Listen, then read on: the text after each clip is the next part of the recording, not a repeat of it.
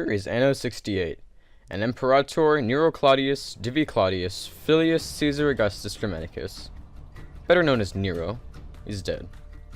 Declared an enemy of the people and hunted down, Nero had taken his own life. The mad princeps had ruled the Roman Empire for 14 years and had died without an heir, leaving the way wide open for ambitious men to vie for the imperial throne. This was the world of 69 AD, commonly known as the Year of the Four Emperors, where four men did exactly that. The first usurper, the governor of Spain, Servius Sulpicius Galba, marched on Rome in late 68. The Senate declared Galba emperor, and the upstart general entered the capital. Galba made enemies almost immediately, and made the mistake of refusing the Praetorian Guard the donative he had promised them. And remember kids, always pay your bodyguards. Not long after, on January 15, Galba was murdered by the Guard, which was promised the donative by Otho, companion of Galba. Before Galba's death, however, the legions in Germany had declared for Aulus Vitellius, whose troops were already moving towards Rome. Otho went to face these legions at Paguricum and was defeated. Otho escaped the battle and committed suicide. In July, Vitellius had entered Rome and become the third emperor of the year. A challenge to Vitellius arose in the east in the form of the popular general Titus Flavius Vespasianus, known to history as Vespasian. Vespasian had been campaigning in Judea when news of Galba's death and the civil war in Italy reached him. According to the historian Suetonius, Vespasian heard a prophecy that the future ruler of the world would come from Judea. At this point, Vitellius' popularity had dried up, and legion after legion declared for Vespasian. Antonius Primus, the commander of the Danubian legions, made open his support for Vespasian and marched on Rome, while Vespasian himself went to Egypt to cut off Rome's grain supply. The atmosphere in Rome was one of panic, and Vitellius tried to negotiate terms with Antonius' superior forces. The Praetorian Guard, however, had different plans and prevented Vitellius from negotiating. When the citizens of Rome resisted the Flavian army, furious fighting ensued, which caused much chaos and bloodshed in the city of Rome. In the chaos, Vitellius was dragged out into the street by a mob and killed.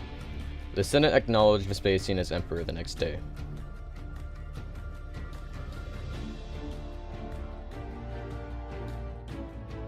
'69 AD had begun with Galba on the throne and ended with Vespasian. But who was this mysterious general, who had just become the most powerful man in the known world? Vespasian was of humble origin, his grandfather being a centurion, and his father was a lowly tax collector in the town of Reate in central Italy. Vespasian was born in the year 9 AD and spent most of his childhood at his grandmother's country villa. From early on, he had big ambitions, but he was by no means a rich man.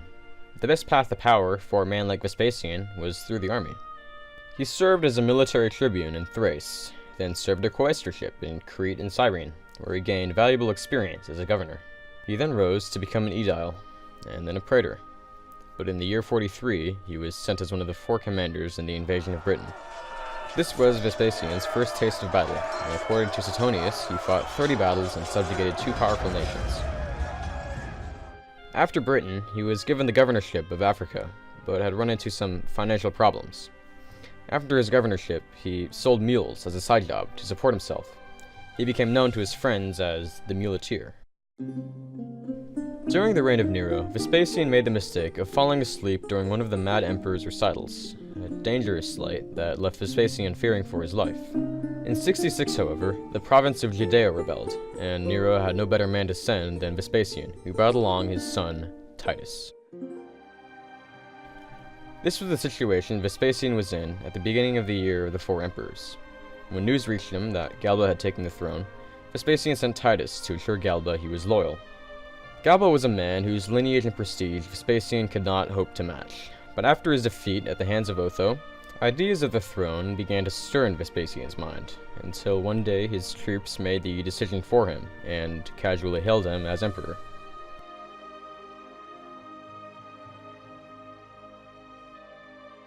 Before Vespasian returned to Rome, he finished off his business in Judea, sacking the city of Jerusalem and taking its treasures to Rome.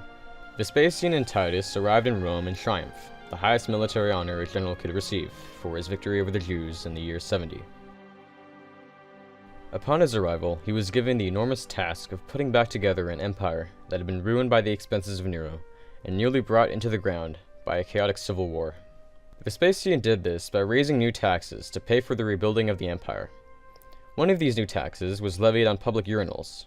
When questioned about this tax, Vespasian coined the phrase, "Money does not stink."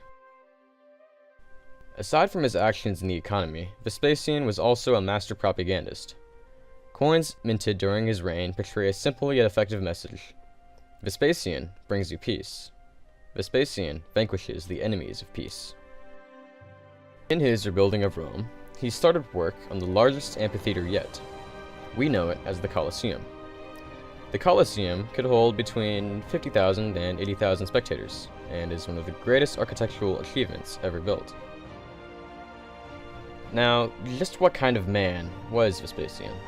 Vespasian was described in nearly every account as a man of good character, honorable and thorough, inspiring respect in his men and being humble, almost to a fault, akin to the ideal Roman of old. While emperor, he was presented by the Senate with a family tree that traced his ancestry back to the companions of Hercules. Vespasian simply laughed it off. He also caused a small controversy when it was discovered that he took off his own boots in the evening. In his 10 years in power, Vespasian never carried out purges of political enemies, and led a stable, effective administration. Now, Vespasian was no great innovative thinker, no exceptional ruler, and as expressed by the historian Mike Duncan, Vespasian was no extraordinary general. He was simply at the right place at the right time. But Vespasian was just what the empire needed. He found a weak and fractured empire and got it back on its feet, even if history would barely remember him for it. Vespasian brought peace, which is no small achievement in the ancient world, and his successors would rule over a golden age of Roman culture and power. Laying on his deathbed in June of 79 AD, Vespasian requested to be helped to his feet, stating that an emperor ought to die standing. In his final words, he said, "Oh dear, I think I'm becoming a god." This has been Nate for Dual History. Thanks for watching.